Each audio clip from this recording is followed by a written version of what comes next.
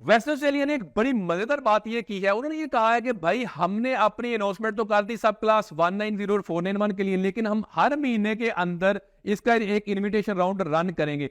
एक बात ध्यान में रखें कि इनका रिकॉर्ड बड़ा अच्छा है इस हवाले से। पिछले साल भी इन्होंने ये कहा था, हर महीने ने राउंड रन किया था।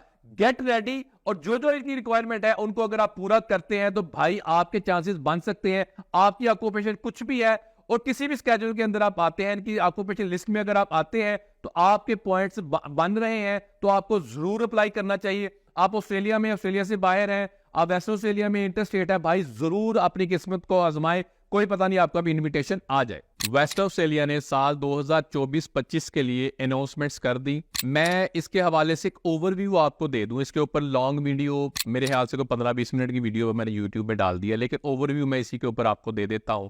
ओवरव्यू कुछ यूं है कि इन्होंने कोई बहुत ज्यादा चीजें नहीं बदली, यानी कि कंस्ट्रक्शन इंडस्ट्री के अंदर इन्होंने कंसेशन दे के रखी है। इसी तरह जनरल स्ट्रीम के अंदर स्केड्यूल 1 है और स्केड्यूल 2 है, और एक स्ट्रीम आ गई आपकी ग्रेजुएट स्ट्रीम। जो स्केड्यूल 1 वाली स्ट्रीम है उसके अंदर एक चीज जो दूसरे से मुनफरिद करती है, वो ये कहते हैं कि आपके पास 1 साल का वर्क एक्सपीरियंस होना चाहिए रेलिवेंट फील्ड के अंदर, और 1 साल का वर्क एक्सपीरियंस आपका ऑस्ट्रेलिया का भी हो सकता है और ऑफशोर का भी हो सकता है।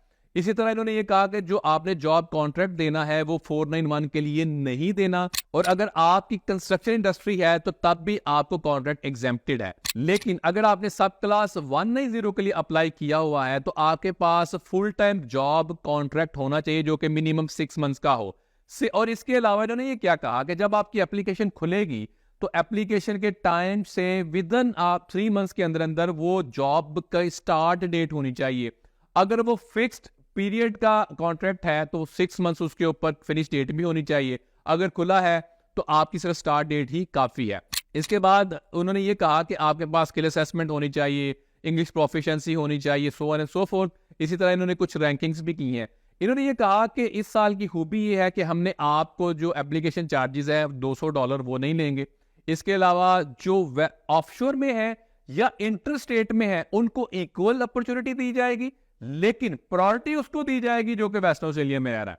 तो ये आ गया आपका स्केड्यूल 1। स्केड्यूल 2 के अंदर क्या है? स्केड्यूल 2 के अंदर सिर्फ एक डिफरेंस मुझे नजर आया, वो ये वाला है कि भाई आपको 1 साल का वर्क एक्सपीरियंस नहीं चाहिए, वो भाई ऑफशोर या ऑनशोर से, लेकिन आपको कॉन्ट्रैक्ट जरूर चाहिए। किसके लिए? सब क्लास 190 के लिए, लेकिन सब क्लास 491 के लिए नहीं चाहिए।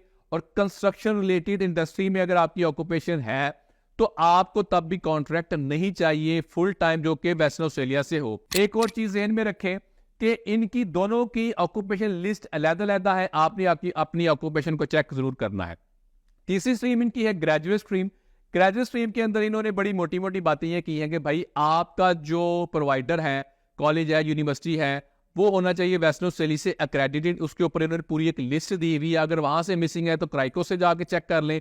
इसके अलावा अगर हायर एजुकेशन है तो वो टेक्सा के साथ रजिस्टर होना चाहिए, अगर वेट का है तो एस्को के साथ रजिस्टर होना चाहिए। आपकी रिक्वायरमेंट ग्रेजुएट की वही मानी जाएगी जो कि आपकी रीजनल स्टडी वाली मानी जाएगी। वो ये कहते हैं अगर आप कहीं और से क्रेडिट लेके आए हुए हैं और आपकी रीजनल स्टडी वाली रिक्वायरमेंट वेस्टर्न ऑस्ट्रेलिया की पूरी नहीं हो रही तो आपको हम नहीं गिनेंगे कि आप ग्रेजुएट स्ट्रीम में फॉल करते हैं। वेट के हवाले से उन्होंने ये बात की कि वेट मिनिमम आपने सर्टिफिकेट 3 पढ़ा हो और ऑनवर्ड आपने पढ़ा हो। इसी तरह अगर देखा जाए, एक और बड़ी मजे की इन्होंने बात यह की कि आपने अगर जनरल इंग्लिश का भी कोर्स किया है उसके साथ मिला के आपने वेट का भी कोर्स किया है, इन दोनों को मिला के अगर 2 साल हो जाए, यानी कि आप वो रिक्वायरमेंट पूरी करते हो कि जो कि रीजनल स्टडी की होती है, तब भी हम आपको ग्रेजुएट लिस्ट में मानेंगे। लेकिन हाली अंग्रेजी पढ़ी हो तब नहीं मानेंगे। इसके अलावा उन्होंने ये कहा कि अगर आपने स्टूडेंट वीजे पे पढ़ा था तो आपका सीओ ही लेंगे। अगर आपने फुल जो आपको अगर अलाउ थे स्टडी राइट्स तो उसका भी हम एविडेंस मांगेंगे। इसके अलावा ये मांगेंगे कि आपकी रेजिडेंसी 2 साल के दौरान वेस्टर्न ऑस्ट्रेलिया के अंदर ही रही। लेकिन अगर कोविड के दौरान आपने कुछ पढ़ा हुआ है और कोविड में तब अलाउ था ऑनलाइन, तो आपको भाई ये कहते हैं कि आपने उसका भी हमें एविडेंस देना है कि तब अलाउ था, लेकिन जहां से आपने पढ़ा आपका कैंपस वेस्टर्न ऑस्ट्रेलिया में था, उसका पोस्ट कोड वगैरह भी आपको देना होगा। इन्होंने काफी सारी इसके ऊपर बातें की। और इसके अलावा इन्होंने ये कहा कि अगर आप सेक्शन 48 बार हैं तब भी आप अप्लाई कर सकते हैं। सेक्शन 48 बार का बहुत सारे लोगों को पता है, लेकिन मैं बताता चलूं कि सेक्शन 48 बार एक ऐसी चीज है कि आप कोई और वीजा ऑनशोर अप्लाई नहीं कर सकते, लेकिन 190 और 491 वैसे ही आप कर सकते हैं। वो फेडरल के अंदर पे जाके भी एग्जेम्प्टेड है। आप ऑस्ट्रेलिया में, ऑस्ट्रेलिया से बाहर हैं, आप वेस्टर्न ऑस्ट्रेलिया में इंटर स्टेट है भाई, जरूर अपनी किस्मत को आजमाएं, कोई पता नहीं आपका भी इन्विटेशन आ जाए।